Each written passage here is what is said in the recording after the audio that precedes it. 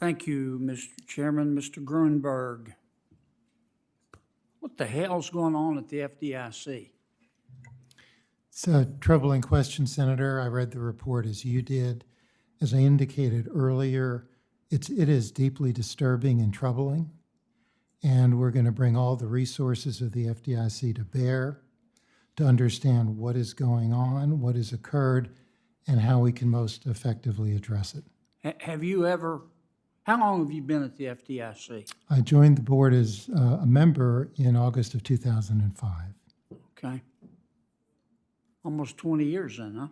Yes, sir. Have you ever sexually harassed an employee at the FDIC? No, sir. Apparently, you're the only one. I just find this incredible. A former female employee recalled her male colleagues saying women needed to use sex to get ahead at the FDIC as they stared at her. Did you read that? I did, Senator. Quote, according to one young woman, it was just an accepted part of the culture. One of the female examiners received a photo of a colleague's penis.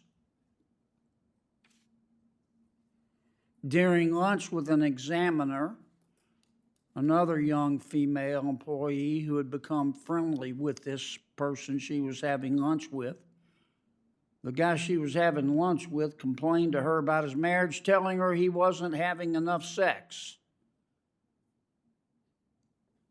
And then he said to the young woman, obviously, if I walked into this office and you were naked, I'd F you right here.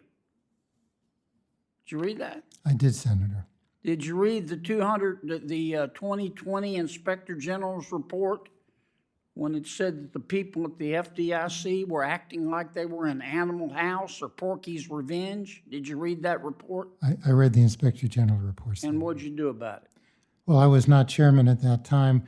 There were 15 recommendations, if I may say, 15 recommendations in that report, and I believe the agency addressed all 15 of those. What did you do about it personally?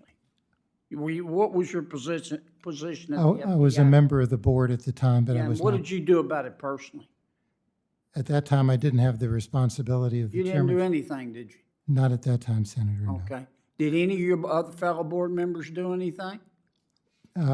As a general matter, that falls to the chairman who's responsible for the day-to-day It was management. somebody else's problem, not yours. No, well, I was a member of the board to the extent that we were consulted, but in this matter, it's really a management. You didn't think you had a fiduciary obligation to those young women and to the organization and to the banks that put up the money? Well, certainly as a board, we had that obligation, but it really falls to the chairman to take the lead on this. Somebody else's fault.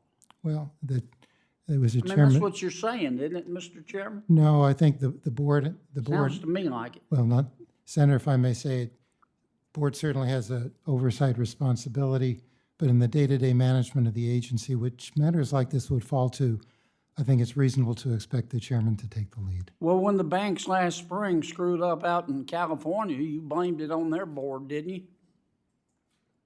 you? I think the report that was done on the failure found that the root cause of the issue was the management of the institution. Right. They also found accountability for the supervisors. The board was blameless. Is that right? Is that what you're saying? No, I think the Kind agency, of like the board at the FDIC, it's blameless?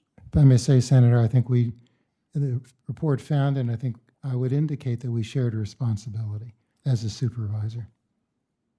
You and your colleagues ought to hide your head in a bag. This is no country for creepy old men.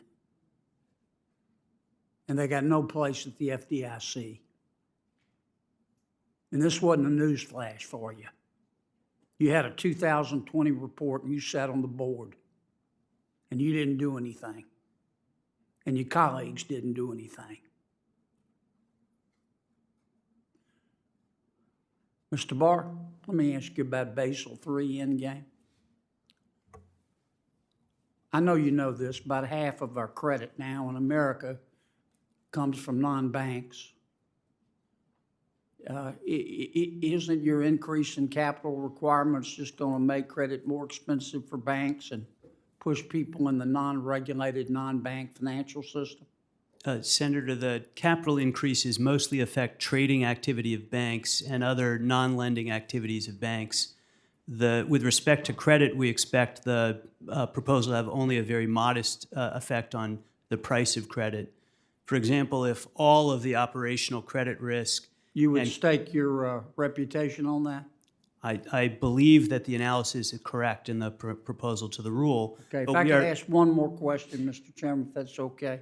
But we're very open to comment on the proposal. So if people have other analysis Sure. that would help us make a better judgment about that, we're very open to it. The banks out west and elsewhere that went broke last spring, would this change have prevented that? The banks that suffered losses primarily because of interest rate risk. It And wouldn't this have prevented- proposal, sorry, if I'm I gonna may, get sir. to- Senator Kennedy, last question. This is it. If you could just answer my question. I'm My trying to, friend- sir. Yes, it would directly address that because for large banks, their interest rate risk would be brought into the capital roll. Their unrealized losses and gains would be reflected in capital. So it does directly address the kind of risk that we saw. Senator Menendez is recognized.